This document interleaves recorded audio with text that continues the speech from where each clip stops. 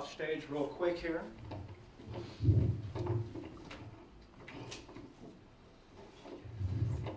So thank you very much for having me. I'm very happy to be here. I do want to talk about segueing from conserving our oceans to conserving musicians.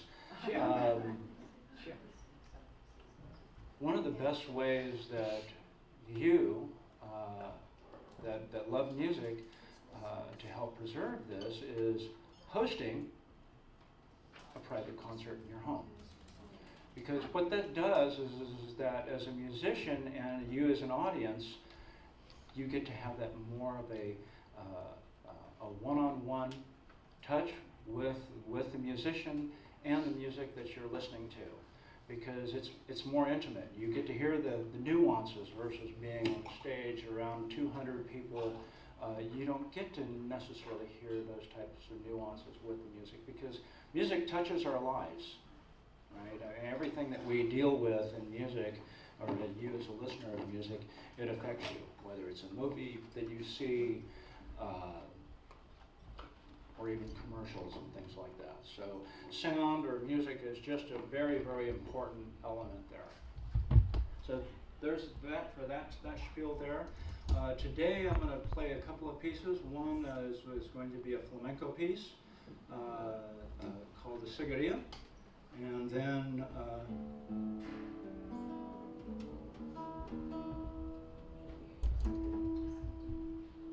I got involved. And since Patrick is also shooting you, let's give him a little sound. Oh, okay, Let's great. Find another place. Yeah. You can just set it here if you're not. Great, gonna okay. Stand up. So how did I get involved with guitar? Like any young man, rock and roll. Went from rock and roll to folk music, and then I was involved. Solo guitar music just really appealed to me and touched my heart, and my love of music of all different styles just carried forth. So that's why I play all of these different styles. So here is a Cigarilla.